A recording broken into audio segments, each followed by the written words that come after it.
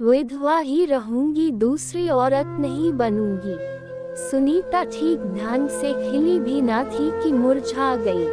उसे क्या पता था कि 2 साल पहले जिसने अग्नि को साक्षी मानकर जिंदगी भर साथ निभाने का वादा किया था, वह इतनी जल्दी साथ छोड़ देगा। शादी के बाद सुनीता कितनी खुश थी। उसका पति कलुआ उसे जी जान से प्यार करता था। वह उसे खुश रखने की पूरी कोशिश करता।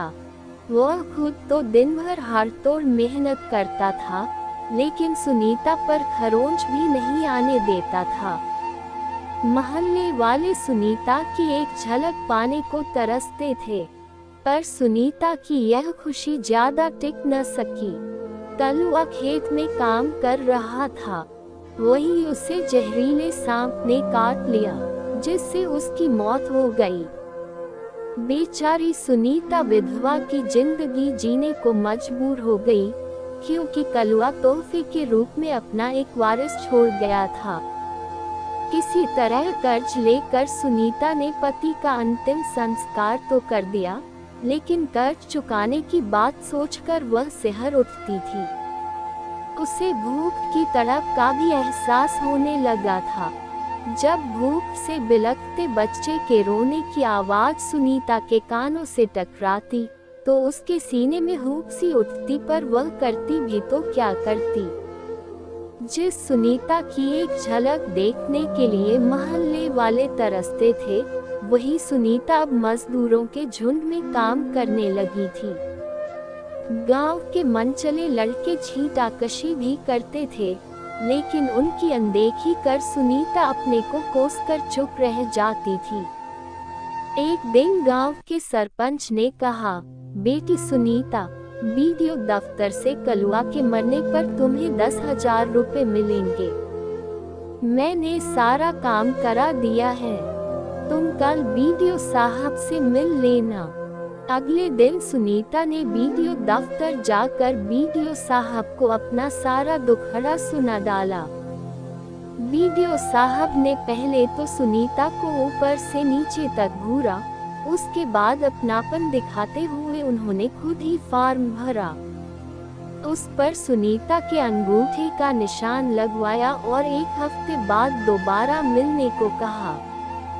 सुनीता बहुत खुश थी और मन ही मन सरपंच और बीडीओ साहब को धन्यवाद दे रही थी। 1 हफ्ते बाद सुनीता फिर बीडीओ दफ्तर पहुंच गई। बीडीओ साहब ने लखिया को अदब से कुर्सी पर बैठने को कहा। सुनीता ने शर्माते हुए कहा, नहीं साहब, मैं कुर्सी पर नहीं बैठूंगी, ऐसे ही ठीक हूँ। बीडीओ साहब ने सुनीता का हाथ पकड़कर कुर्सी पर बैठाते हुए कहा, तुम्हें मालूम नहीं है कि अब सामाजिक न्याय की सरकार चल रही है। अब केवल गरीब ही कुर्सी पर बैठेंगे। मेरी तरफ देखो ना, मैं भी तुम्हारी तरह गरीब ही हूँ। कुर्सी पर बैठी सुनीता के चेहरे पर चमक थी। वह ये सोच रही थी कि आज उसे रुपए मिल जाएंगे। उधर बीडीओ साहब काम में उलझे होने का नाटक करते हुए तिरछी नजरों से सुनीता का गथा हुआ बदन देखकर मन ही मन खुश हो रहे थे। तकरीबन 1 घंटे बाद बीडीओ साहब बोले, तुम्हारा सब काम हो गया है, बैंक से चेक भी आ गया है, लेकिन यहाँ का विधायक 1 नंबर का घूसखोर है। वह कमीशन मांग रहा था।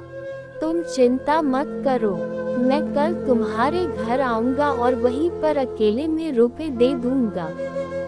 सुनीता थोड़ी नाउम्मीद तो जरूर हुई, फिर भी बोली, ठीक है साहब, कल जरूर आइएगा। इतना कहकर सुनीता मुस्कुराते हुए बाहर निकल गई।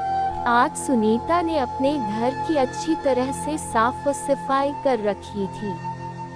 अपने टूट-फूटे कमरे को भी सलीके से सजा रखा था। वह सोच रही थी कि इतने बड़े हाकिम आज उसके घर आने वाले हैं, इसलिए चाय नाश्ते का भी इंतजाम करना जरूरी है। ठंड का मौसम था, लोग खेतों में काम कर रहे थे। चारों तरफ सन्नाटा था। बीडीओ साहब दोपहर ठीक 12 बजे सुनीता के घर पहुंच गए। सुनीता ने बड़े अदब से बीडीओ साहब को बैठाया। आज उसने साफ सुथरे कपड़े पहन रखे थे, जिससे वह काफी खूबसूरत लग रही थी। आप बैठिए साहब, मैं अभी चाय बना कर लाती हूँ, सुनीता ने मुस्कुराते हुए कहा। अरे नहीं, चाय की कोई जरूरत नहीं है, मैं अभी खाना खाकर आ रहा हूँ, बीडीओ साहब ने कहा।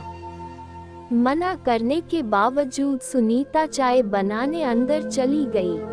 उधर सुनीता को देखते ही बीडीओ साहब अपने होशोहवास खो बैठे थे।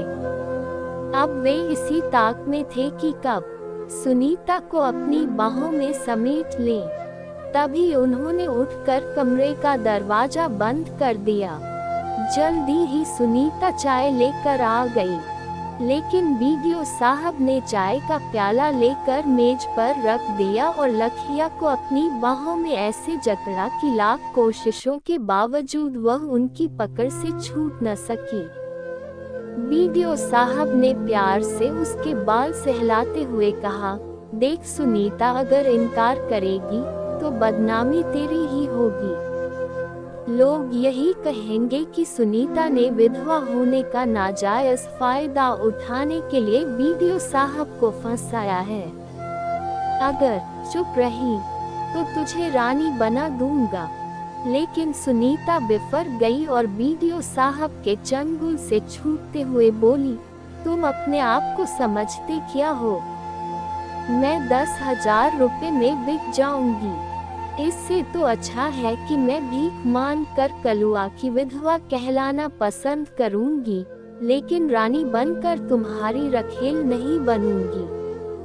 सुनीता के इस रूखे बर्ताव से बीडीओ साहब का सारा नशा काफूर हो गया। उन्होंने सोचा भी न था कि सुनीता इतना हंगामा खड़ा करेगी। अब वे हाथ जोड़कर सुनीता से चुप होने की प्रार्थना करने लगे। सुनीता चिल्ला चिल्ला कर कहने लगी, तुम जल्दी यहाँ से भाग जाओ, नहीं तो मैं शोर मचाकर पूरे गांव वालों को इकट्ठा कर लूंगी। घबराए बीडीओ साहब ने वहां से भागने में ही अपनी भलाई समझी।